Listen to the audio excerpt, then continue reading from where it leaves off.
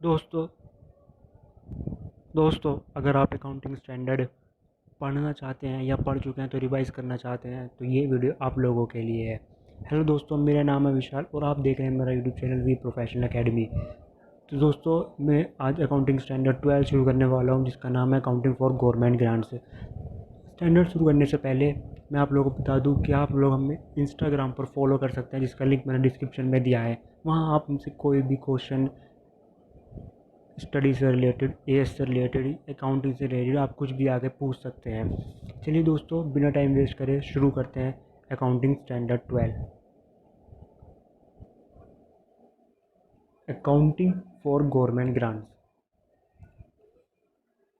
Government grants के S A की ज़रूरत क्यों पड़ती है या गवर्नमेंट हमें ग्रांट क्यों प्रोवाइड करती है? गवर्नमेंट एंटरप्राइजेज़ को ग्रांट इसलिए प्रोवाइड करती है जब एंटरप्राइजेज़ अपनी फैक्ट्री बैकवर्ड एरिया में या रिमोट एरिया में लगाती है तो गवर्नमेंट कहती है कि आपने यहाँ अपनी फैक्ट्री को लगाया है जिससे यहाँ डेवलपमेंट होगा, लोगों को एम्प्लॉयमेंट मिलेगा, तो हम आपको कुछ इंसेंटिव देना चाहते हैं, सब्सिडी देना चाहते हैं या कैश इंसेंटिव या काइंड में। तो गवर्नमेंट उस फॉर्म में हमें गवर्नमेंट ग्रांट प्रोवाइड करती है। और गवर्नमेंट ग्रांट जब प्रोवाइड करती है तो वो साथ में कंडीशन भी लगाती है। कंडीशन पास्ट भी हो सकती है और फ्यूचर भी हो सकती है। यानी कि गवर्नमेंट ने आपने कोई रिसर्च करी, गवर्नमेंट ने कहा ये रिसर्च आपने बहुत अच्छी करी है, इससे मतलब हमारी इंडस्ट्री को या हमारी कंट्री को फ़ायदा होगा, तो इसलिए हम आपको इस पर सब्सिडी प्रोवाइड करते हैं। या कोई फ्यूचर कंडीशन लगा दिए कि अगर आप ये इतने टाइम पीरियड में ये सारी कंडीशन फुलफ़िल करेंगे तो आपको हम ग्रांट देंगे। तो दोस्तों, इस चीज़ को आगे समझते हैं। सबसे पहले देखते हैं गवर्नमेंट ग्रांट की definition. Government grant are assistance by government in cash or kind to an enterprise for past or future compliance with certain conditions. Government grant provide करती है कैश में या काइंड में टू एन एंटरप्राइजेज को, चाहे past या future compliance condition को compliance करने के लिए, कंडीशन को फुलफिल करने के लिए ये गवर्नमेंट ग्रांट की डेफिनेशन होती है। इसको चार्ट फॉर्म में दे रखा है जिससे आप आसानी से समझ सकते हैं। गवर्नमेंट ग्रांट क्या होती है? Assistance by government in cash or kind to an enterprises for past or future comply with conditions. ठीक है दोस्तों, गवर्नमेंट ग्रांट में दो चीज़ें क्या इंक्लूड नहीं होती हैं। एक, पहली चीज़, वो गवर्नमेंट ग्रांट नहीं मानी जाती जिसका रीजनेबली वैल्यूड नहीं कर सकते। यानी कि जिस ग्रांट को हम रीजनेबली वैल्यूड नहीं कर सकते उसे हम गवर्नमेंट ग्रांट नहीं मानेंगे। और सेकंड चीज़ आती है, अगर गवर्नमेंट ही एंटरप्राइजेस की नॉर्मल ट्रेडिंग ट्रांजैक्शन में गवर्नमेंट का भी हाथ है या गवर्नमेंट की भी ट्रांजैक्शन है उसमें एंटरप्राइज के साथ, अभी गवर्नमेंट ग्रांट नहीं होती। These grants do not include any form of government support that cannot be reasonably valued and the one they cannot be separated from the normal trading transaction of enterprise। दोस्तों, आगे चलते हैं। वो इतना important part भी नहीं था। Important part अब ये है recognition of government grant. Government grant का रिकॉग्निशन कब हम उसको रिकॉग्नाइज करेंगे? गवर्नमेंट ग्रांट को रिकॉग्नाइज करने के लिए दो कंडीशन सेटिस्फाई करनी पड़ती हैं। दोनों की दोनों कंडीशन ही सेटिस्फाई होना ज़रूरी है। सबसे पहली कंडीशन होती है enterprise will comply with the condition attaching to it. यानी कि जैसे मैंने आपको शुरू में बताया था कि गवर्नमेंट हमें कुछ कंडीशन के साथ गवर्नमेंट ग्रांट प्रोवाइड करती है। जब एंटरप्राइज वो कंडीशन अचीव कर लेती है, एंटरप्राइज विल कंप्लाई, उन कंडीशनों को वो फुलफिल करेगी, द कंडीशन अटैचिंग टू जो गवर्नमेंट ग्रांट के साथ कंडीशन अटैच है। और दूसरी चीज़, grant will be receive, grant मिल जानी चाहिए। जब ये एंटरप्राइज उसको कन्फर्म हो जाएगा कि हमने कंडीशन फुलफिल कर ली और हमें ग्रांट मिल जाएगी, तभी हम उसको रिकॉग्नाइज करेंगे। दोनों में से अगर एक भी कंडीशन सेटिस्फाई नहीं है तो हम ग्रांट को रिकॉग्नाइज नहीं करेंगे। A government grant is not recognized until there is a reasonable assurance that enterprises will comply with the condition attaching to it and the grant will be received. Grant will be received। ठीक है दोस्तों,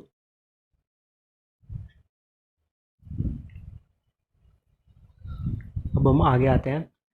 अब government grant में हमें basically तीन चीज़ें सीखनी है। Government grant related to specific fixed assets, government grant related to revenue, and third one is government grant related to promoters contribution. सबसे पहला इसमें आता है government grant related to specific fixed assets. Specific fixed assets basically क्या होते हैं? Specific fixed assets होते हैं fixed assets government grant whose primary condition is that enterprise qualify for them should purchase, construct or otherwise acquire। मतलब जो assets enterprise ने या तो परचेज करी हो, एक्वायर करी हो या कंस्ट्रक्ट करी हो ऑन इट्स ओन खुद से, वो स्पेसिफिक फिक्स्ड एसेट होता है। वो स्पेसिफिक फिक्स्ड एसेट्स की डेफिनेशन में फॉलो करता है। स्पेसिफिक फिक्स्ड एसेट्स इस केस में दो मेथड होते हैं। मेथड वन होता है डिडक्शन मेथड। डिडक्शन मेथड में क्या होता है? डिडक्शन मेथड में होता है, अगर मानो फॉर एग्जांपल गवर्नमेंट ने बोला कि आप 1 करोड़ की आपकी एसेट है, हम आपको 40 लाख रुपए ग्रांट प्रोवाइड करते हैं, तो 1 करोड़ में से 40 लाख जो गवर्नमेंट ने ग्रांट प्रोवाइड करी है वो हम लेस करके बाकी बचा हुआ 60 लाख रुपए अपनी बुक्स में दिखाएंगे और डेप्रिसिएशन भी उसी पर चार्ज करेंगे। ये भी एक समझने की बात है, डेप्रिसिएशन भी उसी वैल्यू पर चार्ज करेंगे जो हमने बुक्स में लिखी है। तो समझते हैं पहला method. The grant is shown as a deduction from the gross value of the asset concern in arriving at its book value. ठीक है दोस्तों, फिक्स्ड एसेट्स के अमाउंट में से ग्रॉस सब्सिडी का गवर्नमेंट ग्रांट का अमाउंट माइनस कर देंगे, जो बचा वैल्यू है वो बुक वैल्यू पे दिखाएंगे। इसमें दूसरा पॉइंट आता है, अगर मान लो 1 करोड़ की एसेट है और गवर्नमेंट ने 1 करोड़ का ही गवर्नमेंट ग्रांट प्रोवाइड कर दी, तब हम बुक में क्या दिखाएंगे? जीरो? नहीं, जीरो पर हम वैल्यू नहीं शो करेंगे, हम नॉमिनल वैल्यू पे शो करेंगे, चाहे 1 रुपये ही शो ना करना पड़े। where the grant equals the whole or virtually the whole of the cost of the asset. The asset is shown in the balance sheet at nominal value। तब उस asset को हम नॉमिनल वैल्यू पर show करेंगे, zero पर नहीं दिखा सकते, चाहे वो इक्वल टू हो या equal the whole of the cost of the set हो या virtually the whole of the cost of the set हो। इस मेथड से रिलेटेड एक एग्जांपल है, इलस्ट्रेशन है, इंस्टीट्यूट की मटेरियल का इलस्ट्रेशन है। जेड लिमिटेड ने फिक्स्ड एसेट परचेज करा 50 लाख रुपए का, जिसकी एस्टिमेटेड यूज़फुल लाइफ है 5 साल, सैलवेज वैल्यू है 5 लाख रुपए और गवर्नमेंट ने ग्रांट प्रोवाइड करी है 10 लाख रुपए। Pass the journal entries for the first 2 years, पहले 2 साल की, if the grant amount is deducted from the value of fixed asset, यानी कि मेथड नंबर 1। ठीक है दोस्तों, सबसे पहली एंट्री क्या होगी? सबसे पहली एंट्री ईयर 1 में होगी फिक्स्ड एसेट परचेज की एंट्री, यानी कि fixed asset account debit to bank account, simple normal entry purchase की। दूसरी एंट्री है ग्रांट रिसीव की एंट्री। पहले हम इसमें दो मेथड से कर सकते हैं, दोनों तरीके से कर सकते हैं। पहले ये वाली देखते हैं, ग्रांट रिसीव्ड हुई। ग्रांट रिसीव की हमने क्या एंट्री करी? Bank account debit, bank account debit to government grant account. पहले हमने रिसीव की एंट्री करी, फिर हमने अभी देखा था कि डिडक्शन मेथड में फिक्स्ड एसेट में से हम ग्रांट की वैल्यू माइनस कर देते हैं, तो वही हमने यहाँ करा, government account debit to fixed asset account. जब फिक्स्ड एसेट आया था तो डेबिट करा, अब 10 लाख रुपए से उसको कम कर दिया है क्योंकि हमें 10 लाख रुपए की ग्रांट मिली थी। यही हम ऐसे भी कर सकते हैं, bank account debit to fixed asset account 10 lakh रुपए। इसके बाद आती है डेप्रिसिएशन की एंट्री। अब डेप्रिसिएशन किस वैल्यू पे प्रोवाइड करेंगे? 50 लाख का हमारा सेट था, 10 लाख रुपए गवर्नमेंट ग्रांट माइनस करा, 5 लाख रुपए सैलरीज वैल्यू डिवाइड बाय 5, तो हमारा वैल्यू आ गई 7 लाख रुपए, यानी depreciation account debit to fixed asset account 7 lakh रुपए। और डेप्रिसिएशन फिर ट्रांसफ़र कर देंगे प्रॉफिट एंड लॉस अकाउंट में, profit and loss account debit to depreciation account. अब सेकंड ईयर में क्या एंट्री होगी? सेकंड ईयर में तो डेप्रिसिएशन चार्ज की एंट्री, डेप्रिसिएशन तो फिक्स एसेट वही सेम 7 लाख रुपए से, और डेप्रिसिएशन ट्रांसफ़र की entry depreciation profit and loss account debit to P&L 7 lakh रुपए, वही डेप्रिसिएशन की सेम एंट्री जो ईयर 1 में हुई थी। ईयर 2 में हम ग्रांट रिसीव की एंट्री नहीं करेंगे क्योंकि वो हम पहले ही फिक्स एसेट पहले ही साल में फिक्स एसेट में से माइनस करके लिख चुके हैं, और हमें बाकी के सालों में सिर्फ और सिर्फ डेप्रिसिएशन को ही दिखाना है। अब बारी आती है मेथड नंबर 2 की। मेथड नंबर 2 में दो बातें आती हैं, depreciable assets and non depreciable assets. Depreciable assets में क्या होता है? डेप्रिशिएबल एसेट में हम उसको ट्रीट करते हैं डेफर्ड इनकम की तरह, treated as a deferred income, recognize करते हैं in the profit and loss statement on a systematic basis over the useful life of the side. इसकी भी इलस्ट्रेशन है, उससे समझेंगे तो और अच्छी तरह समझ में आएगा। पढ़ते हैं, grant related to depreciable asset are treated as deferred income which is recognized in profit and loss statement on a systematic और rational basis over the useful life of the asset. यानी कि एसेट की useful life के ऊपर अगर 5 साल गए तो 5 सालों तक ग्रांट को हम हर साल प्रॉफिट एंड लॉस में रिकॉग्नाइज करेंगे डेफर्ड इनकम मानते हुए। और grant related to non depreciable asset, अगर हमारा नॉन डेप्रिशिएबल एसेट है तब उस केस में हम ग्रांट को सीधा क्रेडिट कर देंगे कैपिटल टर्म में। इस चार्ट के जरिए हम इसको आसानी से समझ सकते हैं। Depreciable assets and non depreciable asset सीधा क्रेडिट कर दिया कैपिटल रिजर्व में, और डेप्रिशिएबल एसेट्स में treated as deferred income recognize in the profit and loss statement on systematic basis over the useful life of the assets. अभी ये चीज़ें, ये सारी चीज़ एक एग्जाम्पल से, एक इलस्ट्रेशन से बहुत अच्छी तरह आपको समझ में आ जाएगी। तो देखते हैं इलस्ट्रेशन नंबर 2। सेम इलस्ट्रेशन है, फिक्स्ड एसेट 50 लाख रुपए की, एस्टिमेटेड लाइफ 5 साल, सैलवेज वैल्यू 5 लाख रुपए, गवर्नमेंट ग्रांट 10 लाख रुपए की मिली, pass necessary journal entries in the first 2 year if the grant is treated as deferred income. इसमें ग्रांट कैसे ट्रीट कर रहे हैं हम? डेफर्ड इनकम मानते हुए। तो ईयर 1 में सबसे पहले एंट्री परचेज की एंट्री, कोई दिक्कत की बात नहीं है, simple entry, fixed asset account debit to bank account 50 lakh रुपए से। दूसरी एंट्री ग्रांट रिसीव की एंट्री, इस केस में जब हम ग्रांट रिसीव करेंगे तो bank account debit to deferred government grant account, हम ग्रांट को डेफर्ड गवर्नमेंट ग्रांट अकाउंट में ट्रांसफ़र कर देंगे, क्योंकि हमें ये over the period of the useful life of the asset उसको सिस्टमेटिक बेसिस पर प्रॉफिट एंड लॉस अकाउंट में लेकर जाना है, recognized as a deferred income.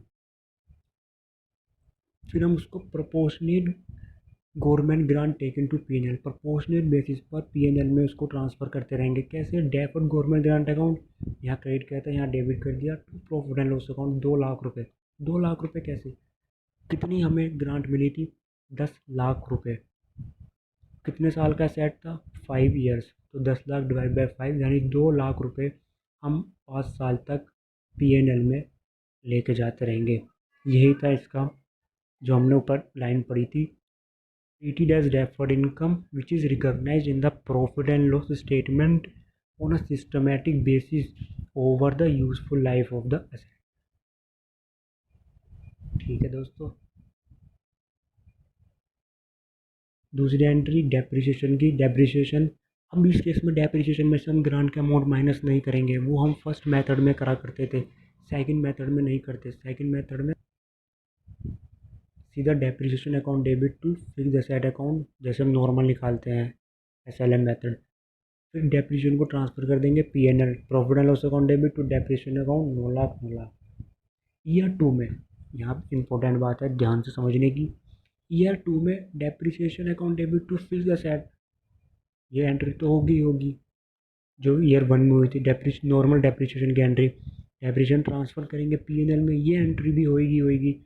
एक third entry proportionate government grant taken to P&L, क्योंकि ये हमें अगले 5 सालों तक लेकर जानी है P&L में, तो इस साल भी ये एंट्री होगी, deferred government grant account debit to profit and loss account 2 lakh रुपए से। क्वेश्चन में हमें सिर्फ 2 साल का डेटा मांगा था। अगर 3 साल का मानता तो अगले 3 साल भी यही तीनों एंट्री सेम होती, पहले डेप्रिसिएशन चार्ज की, डेप्रिसिएशन पीएनएल में ले जाने की और प्रोपोर्शनेट गवर्नमेंट ग्रांट। ठीक है दोस्तों, आगे बढ़ते हैं। अब grant related to revenue. Revenue के केस में क्या करते हैं? Revenue related revenue grant credit कर देते हैं हम प्रॉफिट एंड लॉस स्टेटमेंट में, चाहे उसको सेपरेटली शो कर देते हैं in the credit profit and loss statement, या उसको under the heading of other income show करते हैं, या फिर उसको ऑल्टरनेटिवली हम उसको नेट करके भी दिखा सकते हैं। इतनी हमें रेवेन्यू मिली, इतना हमने एक्स दिया, उस दोनों का नेट करके हम पीएनएल में दिखा सकते हैं। Grant related to revenue, revenue normal revenue की जो हम ट्रीटमेंट करते हैं पीएनएल में सेम है, are presented as a credit in the profit and loss statement, चाहे तो सेपरेटली दिखा दो या general under the general heading of other income. Alternately they are deducted in reporting relating expenses, relating expenses में से deduct करके net भी दिखा सकते हैं। Grants of the nature of promoter contribution. अब बारी आती है प्रमोटर कंट्रीब्यूशन की। ये सीधी लाइन क्यों नहीं खींचती है? Where the government grant are of the nature of promoter contribution, they are given with reference to the total investment in an undertaking or by way of contribution towards its total capital outlay। पहले देखते हैं promoter contribution का मतलब होता क्या है। जैसे मैंने आपको शुरू में बताया था कि अगर एंटरप्राइजेस फैक्ट्री लगाती है बैकवर्ड एरिया में तो गवर्नमेंट उसको ग्रांट प्रोवाइड करती है, लेकिन अब वो ग्रांट गवर्नमेंट कहती है प्रमोटर कंट्रीब्यूशन में कि हम आपका टोटल इन्वेस्टमेंट है, जो आप टोटल इन्वेस्टमेंट कर रहे हैं हम उसका 25% या 20% आपको प्रोवाइड करेंगे। तो वो जो 20% प्रोवाइड करेगी गवर्नमेंट, उसको हमें ट्रीट करना है एज अ कैपिटल रिजर्व, उसको हमें कैपिटल रिजर्व मानते हुए ट्रीट करना है। The grant are treated as capital reserve which can neither be distributed as dividend, उसको हम डिविडेंड के तौर पर नहीं बांट सकते कि भैया गवर्नमेंट ने ग्रांट दिया उसको हम डिविडेंड बांट देते हैं, नहीं बांट सकते। ना ही उसको हम डेफर्ड इनकम मान सकते हैं। डेफर्ड इनकम मेथड 2 में जो अभी पहले पढ़ा था हमने डेप्रिशिएबल वाले सेट्स के केस में, नहीं उसको हम डेफर्ड इनकम मान सकते हैं। प्रमोटर कंट्रीब्यूशन का एक एग्जाम्पल समझते हैं। मानो गवर्नमेंट अपना टोटल इन्वेस्टमेंट करा 50 लाख रुपए का, गवर्नमेंट ने आपको 20% सब्सिडी प्रोवाइड कर दी, गवर्नमेंट ने आपको 20% सब्सिडी प्रोवाइड कर दी, तो 10 लाख रुपए, 10 लाख रुपए मिले, 10 लाख रुपए मिले आपको सब्सिडी के।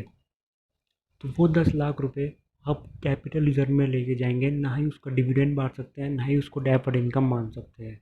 ये होती है promoter contribution. Refund of government grant, ये वाला पार्ट दोस्तों हम पार्ट 2 की वीडियो में करेंगे। पार्ट 2 की वीडियो जो कि मैं बहुत जल्द लाऊंगा, यानी कि कल ही ले जाऊंगा। तो दोस्तों अगर वीडियो अच्छी लगी हो तो लाइक कर दीजिएगा, सब्सक्राइब कर लीजिएगा चैनल को, ताकि आप आगे आने वाली वीडियोस को देखते रहें और पढ़ते रहें और हमारे साथ एंजॉय करते रहें। थैंक यू दोस्तों, जय हिंद।